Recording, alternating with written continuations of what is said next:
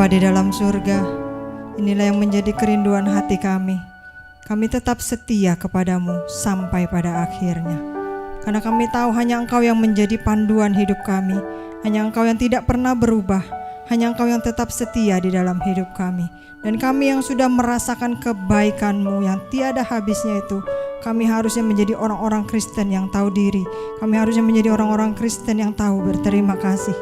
Bapa di dalam surga, mari urapi hati kami, urapi pikiran kami Tuhan, dan urapi juga ruangan ini, supaya sesi pemberitaan firman-Mu ini benar-benar bisa berguna dan bermanfaat untuk meneguhkan iman kami, semakin berakar, bertumbuh, berbuah ke arah kebenaran Kristus Yesus, Juru Selamat kami.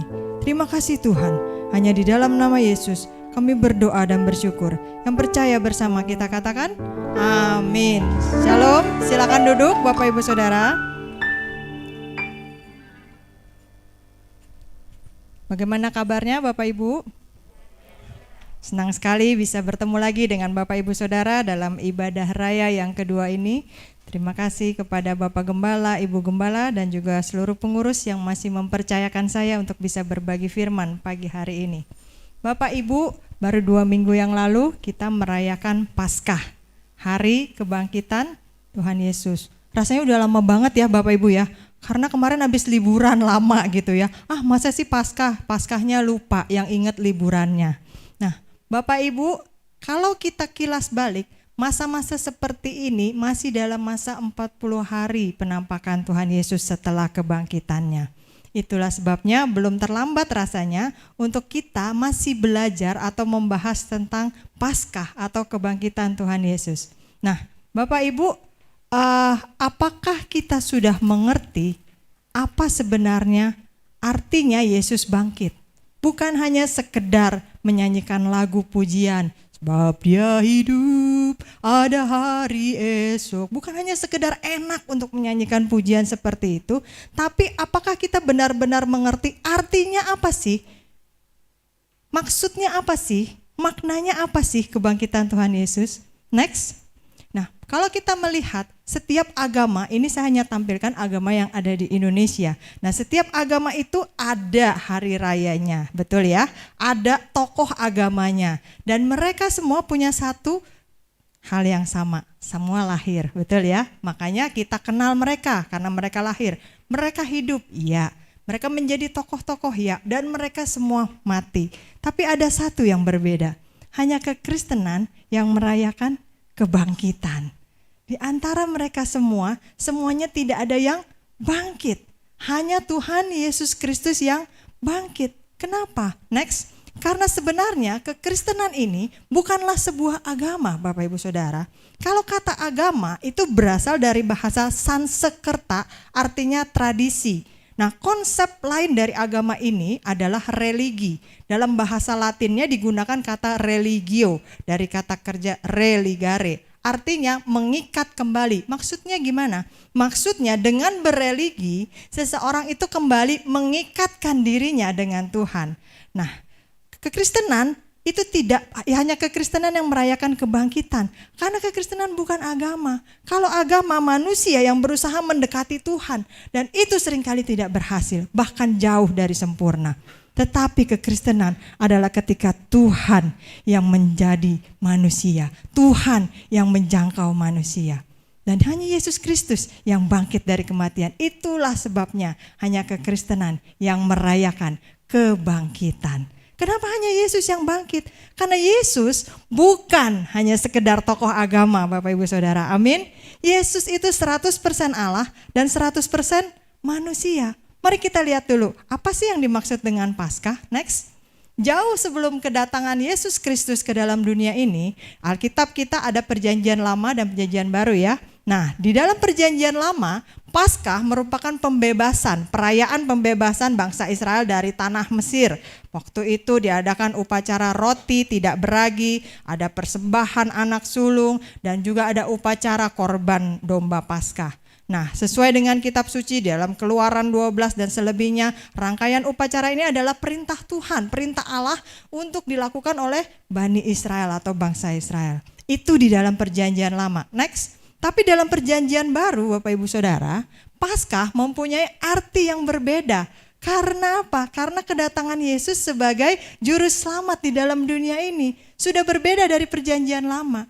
Arti Paskah di dalam perjanjian baru menunjukkan kasih Allah, anugerah Allah, dan kuasa Allah yang luar biasa.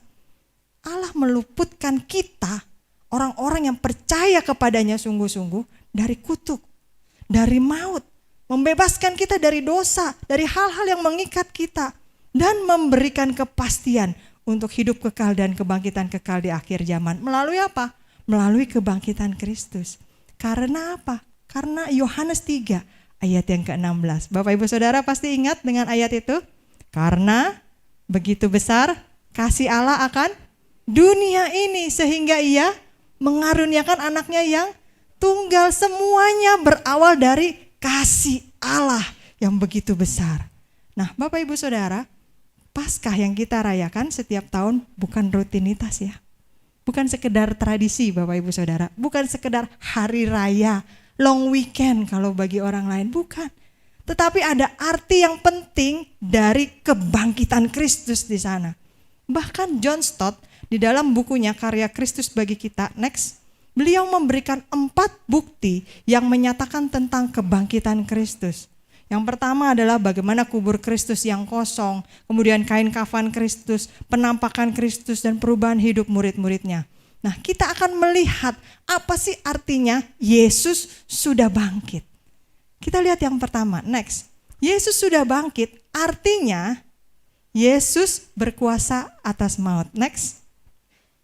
Maksudnya bagaimana? Coba Bapak Ibu Saudara lihat. Alkitab mencatat dalam Matius 28 ayat 1 dan 2 yang ada di layar tersebut, setelah hari Sabat lewat, menjelang menyingsingnya fajar pada hari pertama minggu itu, pergilah Maria Magdalena dan Maria yang lain menengok kubur itu. Lalu perhatikan, Matius mencatat, maka terjadilah gempa bumi yang hebat, sebab seorang malaikat Tuhan turun dari langit dan datang ke batu itu dan menggulingkannya, lalu duduk di atasnya. Kalau Bapak Ibu Saudara perhatikan, di kitab yang lain, kitab Injil sinopsis yang lain, hanya Matius yang mencatat ketika para wanita itu datang, baru terjadi gempa bumi. Kenapa? Menurut Bapak Ibu, kenapa tidak gempa buminya itu datang menunggu para wanita itu datang? Karena perlu ada witness atau saksi. Nah, saksi mata ini yang paling penting di dalam pengadilan, di dalam bukti-bukti. Saksi mata itu tokoh yang paling penting. Fajar menyingsing di hari pertama minggu itu, kemudian para wanita datang untuk menengok kubur Yesus. Ketika mereka datang, maka terjadilah gempa bumi, sehingga para wanita itu melihat batu besar itu digulingkan bukan oleh manusia, tetapi oleh malaikat. Dan malaikatnya juga gak langsung hilang. Dia menggulingkan batu dan duduk di atasnya, sehingga, nah ini yang penting, kabar tentang kebangkitan Yesus tersiar dari mulut ke mulut. Iklan yang paling penting, mouth to mouth. Bapak Ibu Saudara melihat bagaimana kalau sekarang ini banyak iklan di media sosial begitu ya. Tapi kalau yang ngomong itu orang dekat kita, orang yang kita percaya, teman kita, saudara kita, anak kita, itu biasanya kita lebih dengerin tuh, betul apa benar?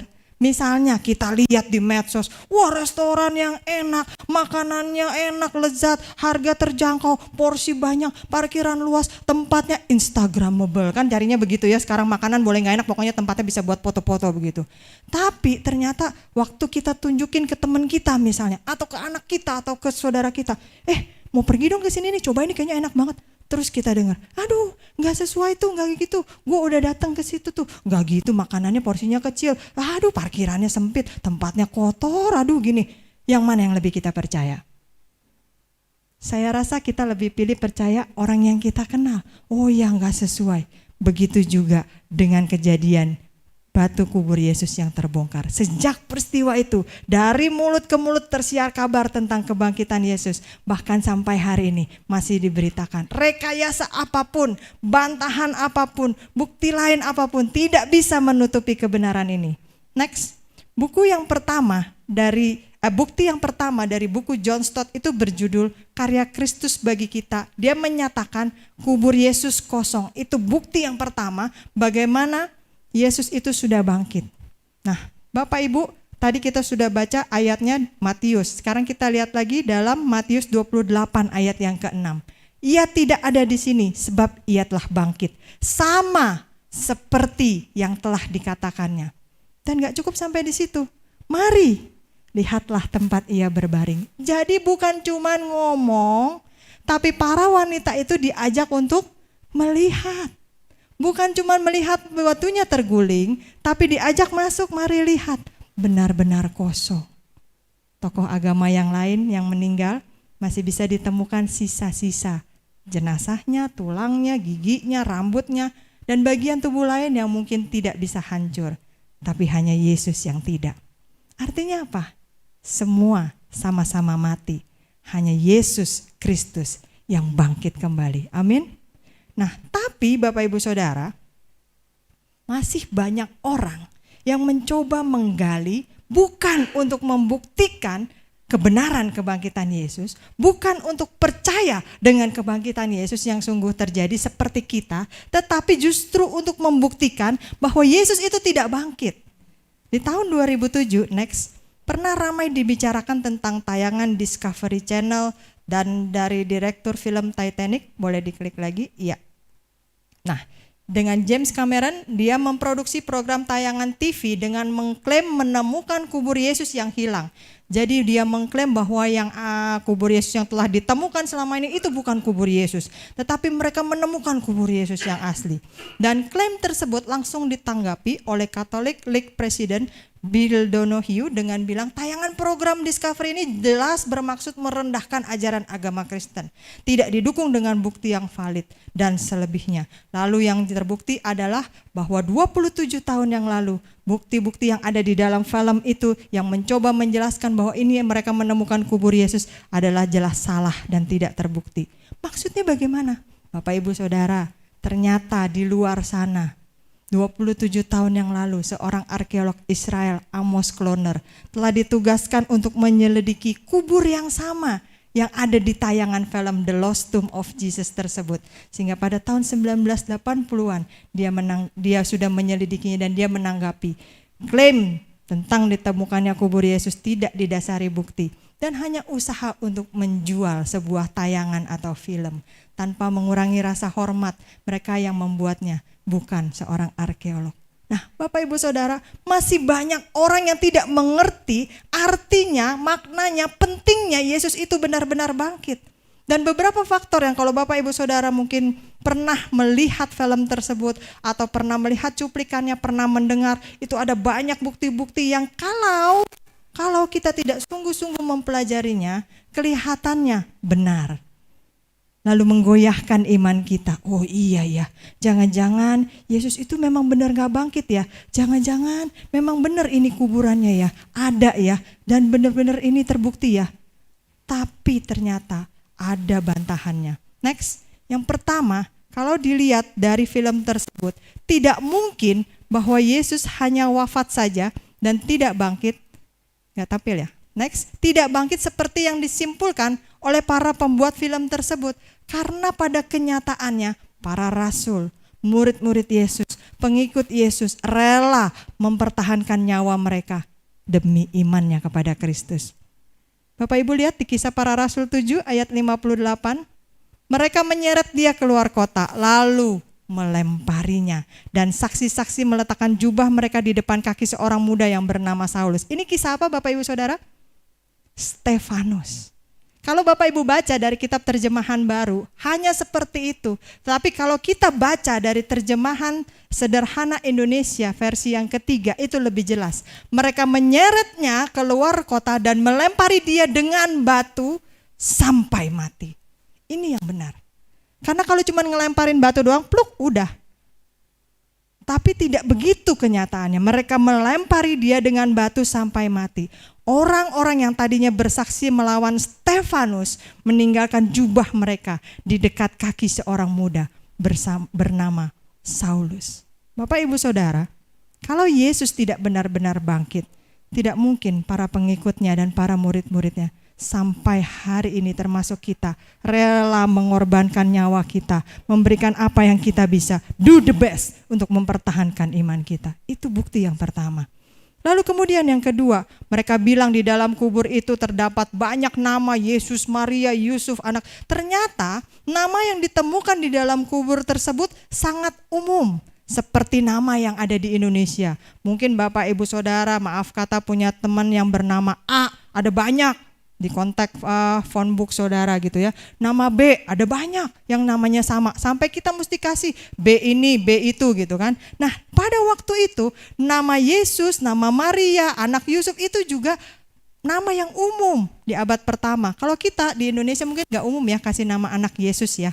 Tapi kalau Bapak Ibu Saudara lihat di negara lain, banyak loh yang dikasih nama Yesus. Artinya itu nama yang umum. Nah Amos Kloner, arkeolog Israel ini menyatakan bahwa terdapat 900 makam yang seperti mereka klaim ini. Jadi ini bukan kubur Yesus. Dalam radius 2 mil itu ada 900 makam lain yang kayak gitu. Sama, gak usah bangga maksudnya. Dan 71 diantaranya terdapat nama Yesus. Bahkan 2 diantaranya disebutkan Yesus anak Yusuf. Terus kuburan Yesus ada banyak dong berarti. Dikubur di sana, di sini, di situ. Jadi ini membuktikan bahwa yang mereka temukan dan mereka filmkan itu untuk membantah kebangkitan Yesus tidak benar. Next. Kemudian yang ketiga, seandainya Yesus tidak bangkit dan di dalam kubur tersebut terdapat sisa-sisa jenazah atau tulang belulang Yesus, pasti yang pertama akan memamerkan atau mempertontonkannya adalah musuh-musuh Yesus yang menyalibkan dia pada waktu itu.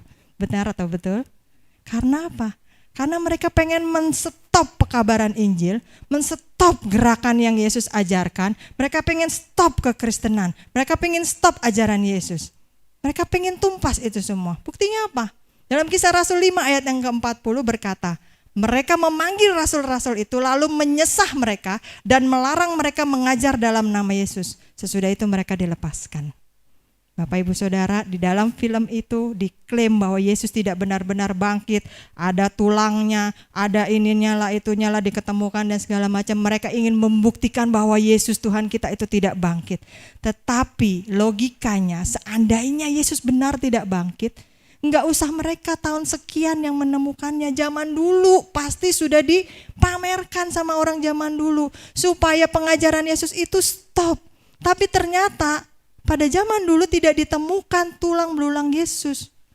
Oleh pasukan Romawi kah? Oleh para murid kah? Dan musuh-musuh Yesus yang lain? Tidak, kuburnya kosong, song. Sehingga tidak ada yang bisa dipamerkan. Dan apa yang Yesus ajarkan tetap berlangsung sampai hari ini. Kemudian yang keempat, hal yang paling tidak mungkin yang ada di dalam film tersebut, yang mereka coba klaim adalah bahwa tidak mungkin keluarga Yesus dimakamkan di Yerusalem. Karena kubur yang mereka temukan ini lokasinya di Yerusalem. Yesus dan keluarganya tidak tinggal di Yerusalem. Yesus, Maria dan Yusuf beserta yang lain-lain tinggalnya di Nazaret.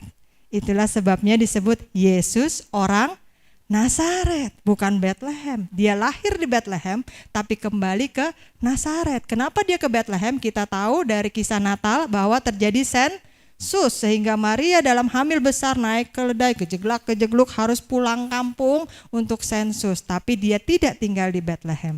Bethlehem dan Nazaret 63 mil jaraknya. Jadi Yesus, Maria dan Yusuf tinggal 63 mil di utara Yerusalem.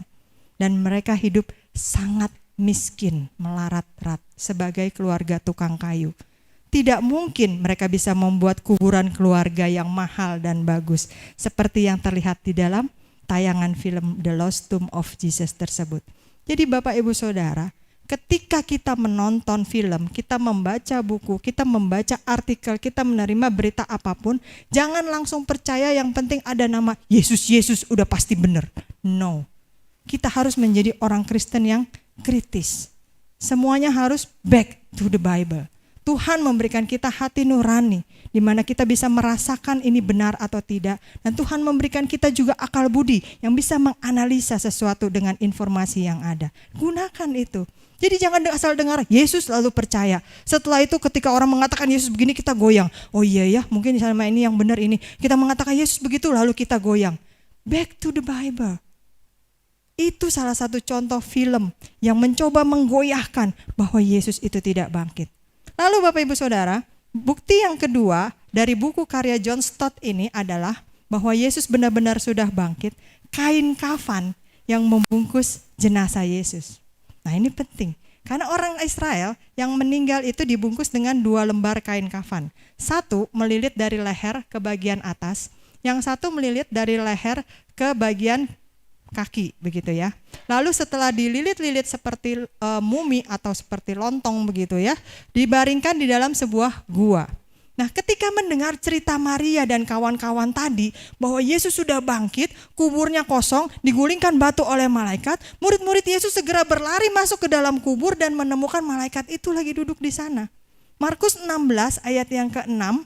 Markus 16 ayat yang ke-6, Bapak Ibu Saudara bisa buka dari Alkitab masing-masing, dikatakan, tetapi orang muda itu berkata kepada mereka, jangan takut, kamu mencari Yesus orang Nazaret yang disalibkan itu.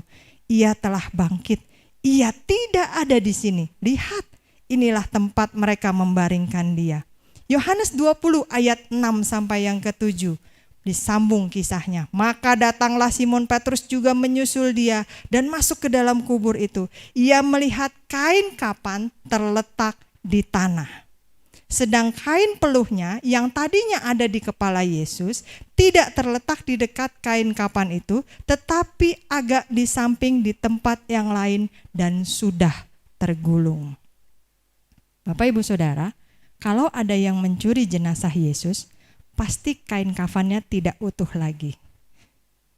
Kadang-kadang kita sulit membayangkannya, tapi coba logika sederhananya, saya mencoba membayangkan kalau kita makan kue atau sesuatu makanan yang dibungkus dengan rapat, katakanlah lontong atau sesuatu yang seperti itu, bisakah kita mengeluarkannya tanpa membuka bungkusannya? Bapak Ibu mungkin ada yang pernah coba lontong itu kan kita harus buka ya lilitannya atau apanya begitu ya, lontong, bongkos atau apapun lah itu namanya lah. Saya sebutin semua biar tambah lapar sekarang ini gitu ya. Nah tentu kita harus membuka dan pasti tidak utuh lagi kan. Kalau ada di sini Bapak Ibu Saudara yang bisa coba untuk mengambil lontongnya tanpa merusak ikatannya, nah itu boleh didaftarkan, mungkin bisa viral Bapak Ibu Saudara, mungkin bisa ditarik atau bagaimana. Contoh lainnya yang lebih sederhana, Bapak Ibu makan telur rebus, udah mateng, harus dikupaskan kulitnya ya. Bisa nggak kita ambil telurnya, sep keluar, terus kulitnya tetap utuh seperti itu? Pasti tidak bisa. Tapi itu gambaran yang terjadi dengan kain kafan Yesus. Yesus dililit-lilit seperti mumi, kita bayangkan. Jenazahnya hilang, bungkusannya tetap seperti itu. Tanpa isinya. Tidak mungkin kalau Yesus tidak bangkit bisa keluar tanpa merusak lilitannya. Kalau ada yang mencuri, kalau tidak ada campur tangan kuasa Allah, itu pekerjaan manusia, pasti dia akan buka dulu kain kafannya, dia keluarkan Yesusnya, andai kata dililit lagi pasti tidak sempurna. Tapi gulungan kain kafan Yesus ditemukan sempurna seperti lilitannya. Hanya jenazahnya yang tidak ada. Bukankah itu sesuatu yang luar biasa? Ini adalah bukti bahwa Yesus benar-benar bangkit. Christian Educational Service, sebuah divisi Spirit dan Truth Fellowship International, membuat sebuah buku yang berjudul 23 argumen tentang keabsahan sejarah kebangkitan Yesus. Jadi Bapak Ibu Saudara sebagai orang Kristen, ketika kita coba digoyahkan dengan bukti-bukti bahwa Yesusmu tuh gak beneran bangkit loh, dia tuh mayatnya dicuri loh, dia tuh ini loh hidup bersama Maria Magdalena menikah dan semua, jangan gampang percaya. Karena masih ada banyak bukti lain yang membuktikan bahwa Yesus itu benar-benar bangkit. Dalam seminar kain kafan, next, yang dibawakan oleh Pastor Gabriel Luigi Antonelli, bukan Pastor Gabriel Amort ya Bapak Ibu Saudara, ini berbeda. Kalau Pastor Gabriel Amort itu bidang eksorsis, bagi Bapak Ibu Saudara yang mungkin sudah menonton The Pope's Exorcist, udah ada yang senyum-senyum begitu ya. Nah ini Pastor Gabriel Luigi Antonelli. Beliau memberikan beberapa hal yang istimewa tentang kain kafan ini. Yang pertama, manusia kain kafan itu dimakamkan secara layak dan pantas. Ini hal yang gak lazim bagi seorang yang dihukum, apalagi dihukum mati. Karena dianggap sudah berdosa, dianggap sudah tidak layak lagi. Makanya hukuman mati dipermalukan. Yang kedua, manusia kain kafan ini tidak dimandikan. Seperti layaknya kita zaman sekarang, sebelum dikuburkan biasanya jenazah akan dibersihkan, dimandikan. Tapi manusia kain kafan ini tidak dibersihkan, langsung diturunkan dan dibungkus. Kemudian yang ketiga, beliau mengatakan hanya orang kaya atau orang terpandang saja yang bisa menghadap penguasa dan meminta jasad orang yang dihukum mati tersebut. Dan kita tahu dalam kisah Yesus ini adalah Yusuf Arimatea yang berani menghadap Pilatus meminta jenazah Yesus. Mungkin awalnya kita pikir, mungkin si Yusuf aja kali itu yang mau, yang lain gak ada yang mau. Tapi berdasarkan bukti ini, kita bisa mengerti bahwa betapa berpengaruh dan kaya rayanya Yusuf Arimatea ini sampai dia bisa mendapatkan jenazah Yesus dan menguburkannya secara pantas. Manusia kain kafan tinggal hanya beberapa jam saja di dalam makam. Ini dibuktikan, diperkirakan hanya sekitar 20-30 jam berada di dalam makam. Karena di lewat jam itu, jenazah akan membusuk. Sedangkan di kain kafan Yesus tidak ditemukan sama sekali proses pembusukan mayat atau jenazah. Artinya sebelum 20-30 jam Yesus sudah bangkit. Dia keluar dari kain kafannya. Sehingga di kain kafan tersebut tidak ada tanda-tanda pembusukan jenazah. Kemudian yang kelima, jenazah terpisah dari kain kafan secara istimewa atau luar biasa. Seperti yang tadi saya bahas, tidak didapati tanda-tanda jenazah digeser, kemudian kain kafan ditata ulang, dan selebihnya. Dan yang keenam, ini penting, kain kafan tersebut tetap disimpan walaupun berlumuran darah. Hal ini secara historis tidak bisa dimengerti Bapak Ibu Saudara, karena bagi orang-orang Yahudi, menyentuh makam, masuk ke dalam makam, atau benda-benda di sekitar makam akan menajiskan orang. Di samping itu, mengambil barang dari makam juga terancam hukuman mati.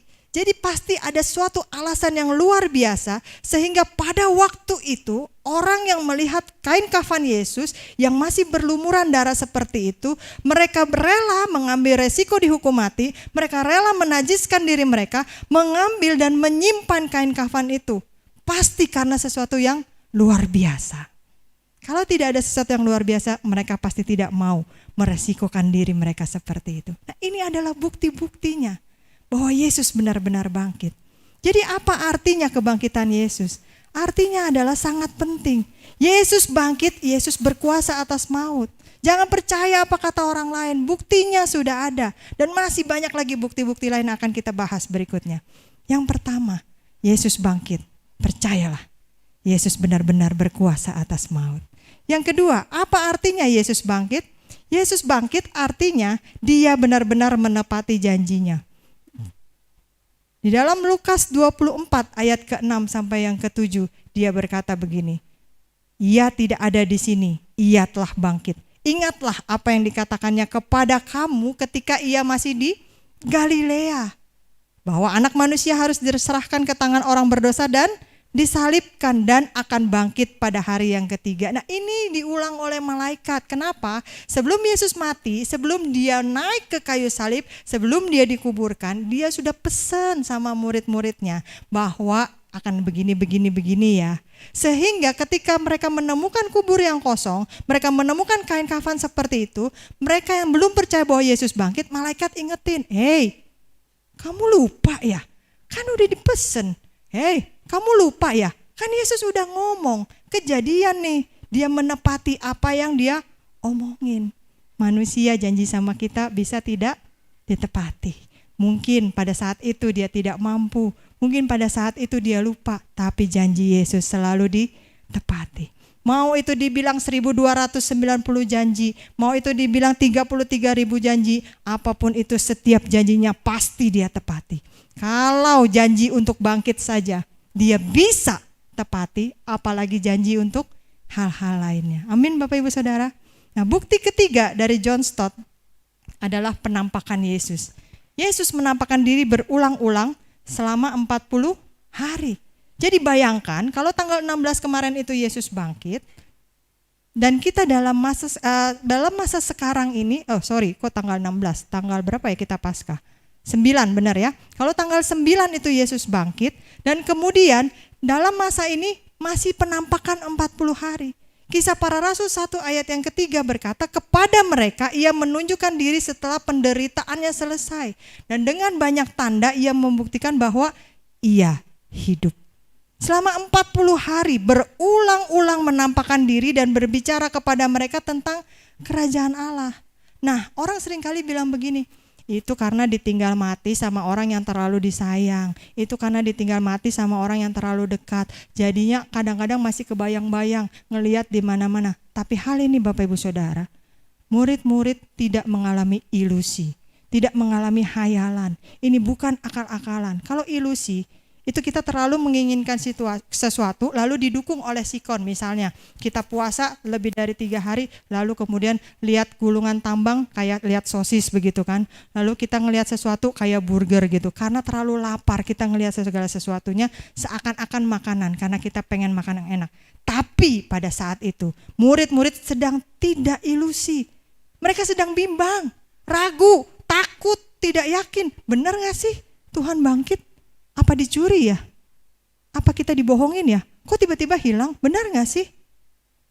Paskah adalah penepatan dan peneguhan janji Tuhan terhadap manusia. Tentang apa? Tentang hidup yang kekal. Bahwa dia gak hilang begitu aja. Dia gak dicuri. Tetapi dia benar-benar bangkit. Boleh saya minta tolong song leader kita untuk membacakan 1 Korintus 15 ayat 13 sampai yang ke-19. 1 Korintus 15 ayat 13 sampai yang ke-19. Ayat 13 sampai 19. Boleh sambil berdiri ya Pak? Berdiri lagi, tadi berdiri. Iya, silakan.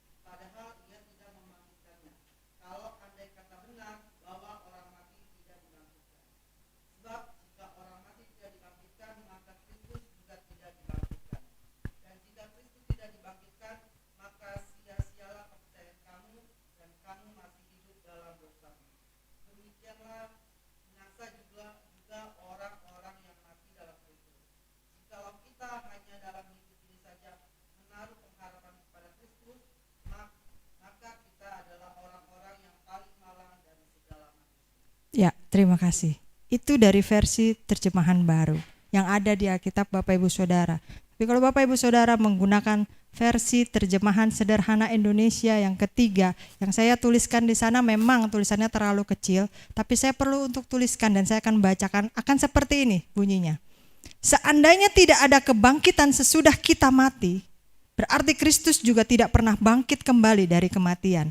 Dan seandainya Kristus tidak pernah bangkit kembali, sia-sialah berita yang kami sampaikan dan percuma saja kalian percaya. Seandainya tidak ada kebangkitan orang mati, berarti kami sudah berbohong dan mengajarkan yang salah tentang Allah.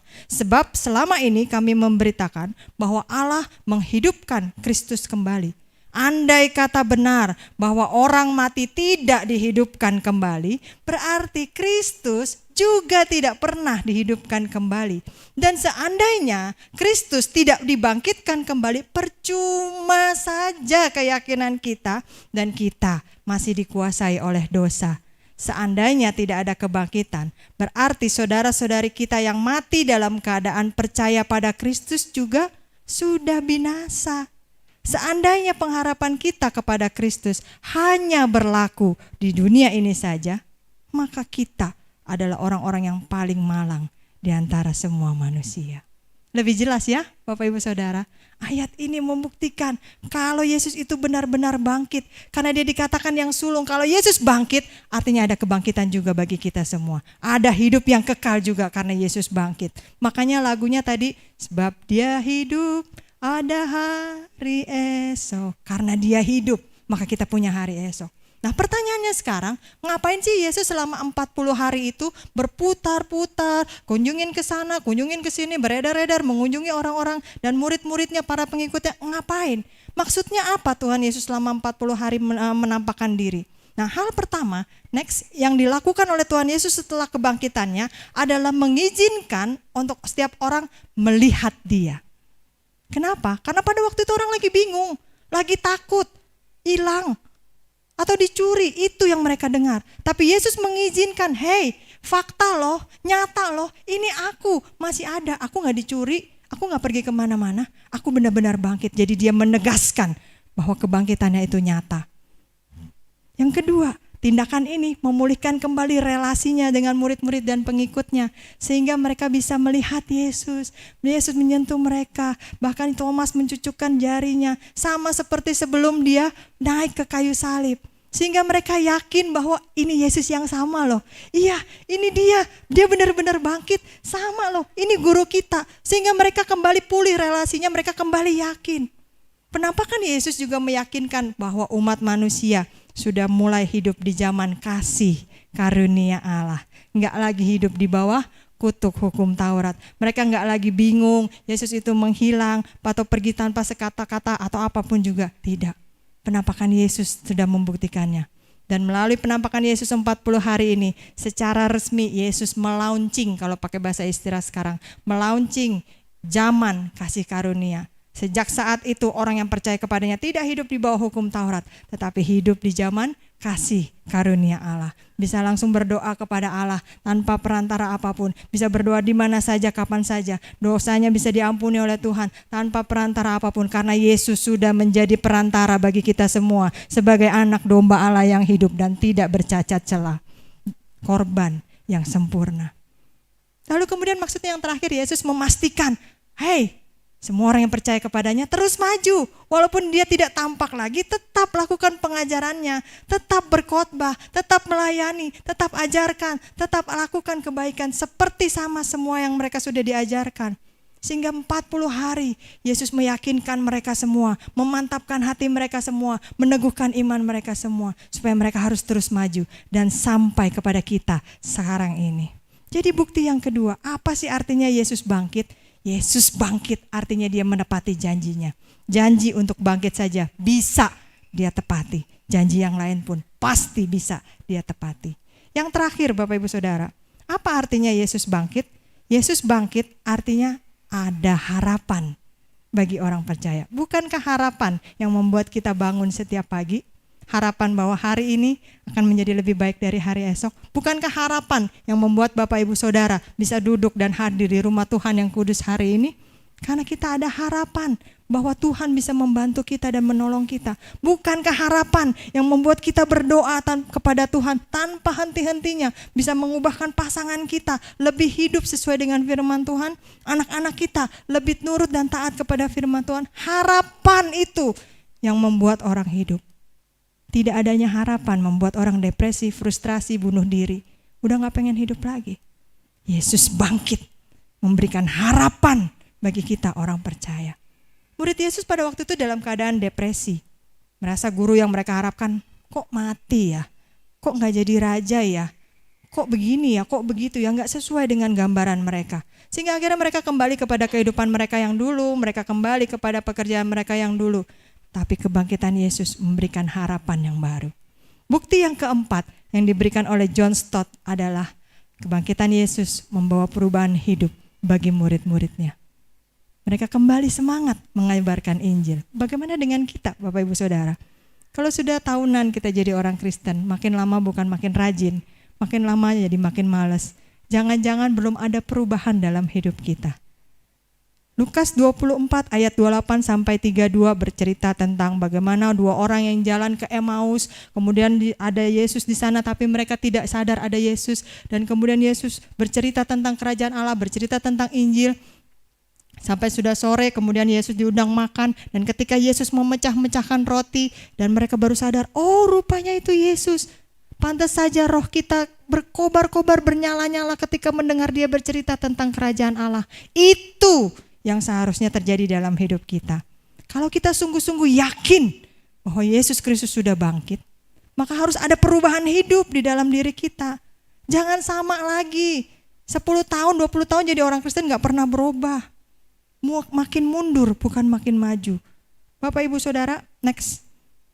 Murid-murid Kristus mengalami perubahan hidup. Bahkan mereka sampai menjadi martir. Ini hanya 4 contoh diantaranya. Thomas yang tadinya gak percaya dengan kebangkitan Yesus, cucukan dulu, mana kasih tunjuk. Sampai akhirnya dia pergi ke India untuk mengabarkan Injil dan tewas mati ditombak sebagai martir. Petrus, kita tahu Petrus menyangkal Yesus berapa kali setelah ayam berkokok? Menyangkal berapa kali? Ayam berkokok berapa kali? Petrus menyangkal Yesus 3 kali. Ayam berkokok 3 kali. Yesus disalib 3 kali begitu. Karena latah Bapak Ibu Saudara. Gak usah dipikirin ayam berkokoknya berapa kali. Terserah aja tuh ayam mau berkokok berapa kali. Yang penting Petrus menyangkal Yesus 3 kali setelah ayam berkokok. Petrus menyangkal Yesus 3 kali.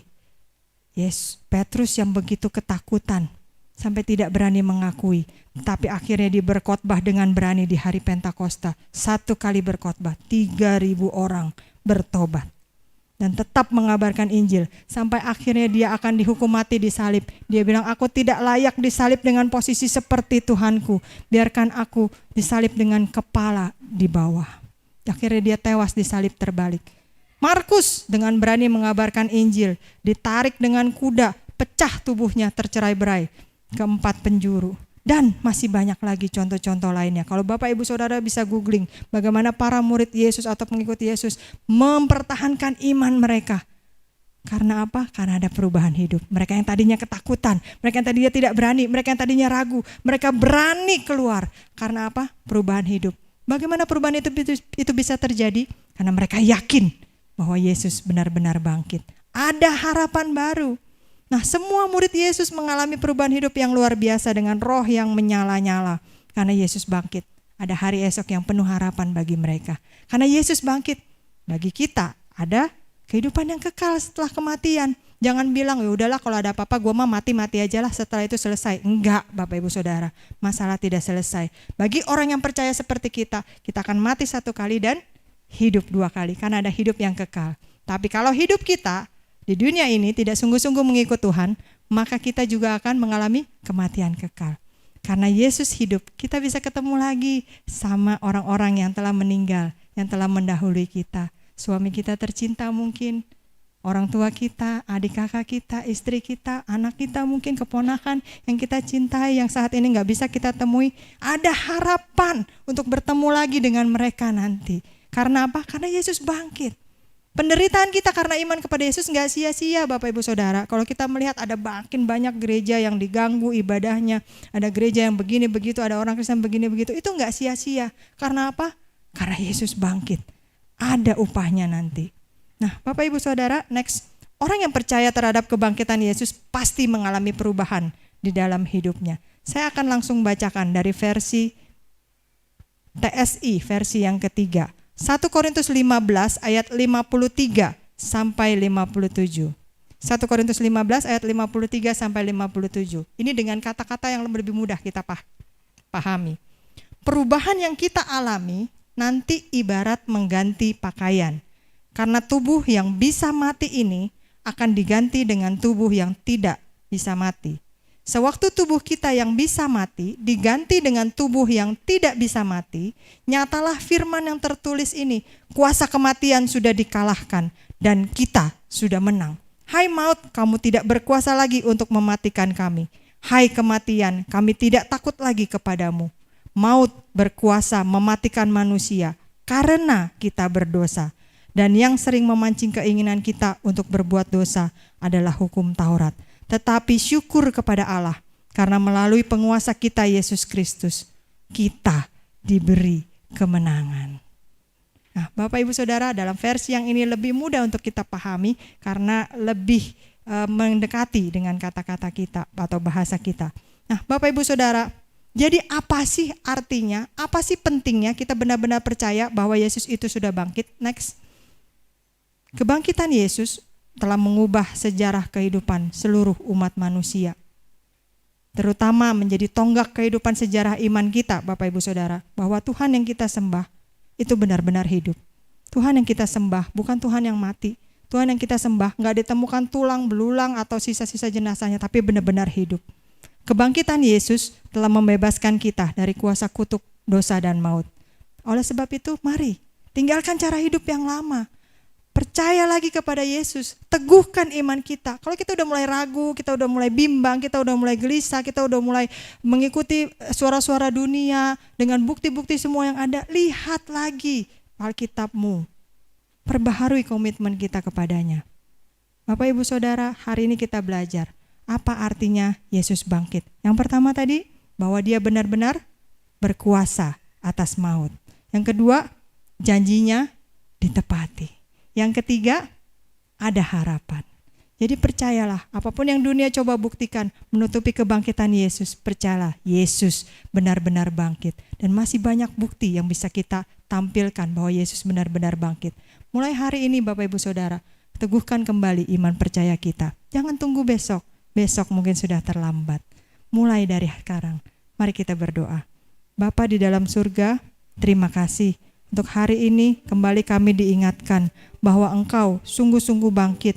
Bukan sekedar mitos, bukan sekedar legenda, bukan sekedar cerita yang sering kami dengar, bukan sekedar hanya apa yang biasa kami lakukan, tetapi Engkau sungguh-sungguh bangkit. Walaupun dunia mencoba untuk membuktikan bahwa Engkau bangkit, mereka mencoba menutupi dengan berbagai bukti yang ada. Mereka mencoba menggoyahkan iman kami orang-orang percaya dengan menampilkan bukti-bukti palsu yang bisa mencoba menggoyahkan kami. Tetapi kami lebih percaya Tuhan bahwa Engkau sungguh-sungguh bangkit. Dan masih ada begitu banyak bukti bahwa Yesus benar-benar bangkit yang bisa menggugah hati kami, bisa menggugah logika kami. Tuhan, tolong ampuni. Kalau mungkin kami pernah ragu, kalau mungkin kami pernah terseret dengan arus dunia, dengan perkataan dunia, dengan hal-hal yang mereka bisikkan di telinga kami. Ampuni kami Tuhan, kalau kami pernah tidak percaya dengan kebangkitan-Mu. Mulai hari ini, kembali kami ingin perbaharui komitmen kami Tuhan. Kembali kami ingin teguhkan kembali iman kami. Kami tidak ragu, kami sungguh percaya bahwa Tuhan yang kami sembah benar-benar Tuhan yang hidup, Tuhan yang bangkit, dan akan bisa selalu mendampingi kami. Terima kasih Tuhan, biarlah iman percaya ini kami terus bertumbuh ke arah kebenaran firman-Mu. Bapa di dalam surga, kami tahu Engkau memberikan kami Roh Kudus di dalam hati kami. Karena menjadi saksi-Mu, menjadi pengikut Tuhan itu tidak mudah. Dan Engkau tahu melakukan firman-Mu tidak semudah mendengarkannya. Itulah sebabnya kami minta Roh Kudus untuk terus membimbing kami, mengajar kami, membangunkan kembali ketika kami terjatuh, sehingga ketika kami gagal sekalipun, kami bisa kembali bangkit, dimampukan, diperlengkapi untuk melakukan firman Tuhan, bukan hanya sekedar pendengar saja. Terima kasih Tuhan, hanya di dalam nama Yesus kami berdoa dan bersyukur. Yang percaya bersama kita katakan, amin. Saya kembalikan.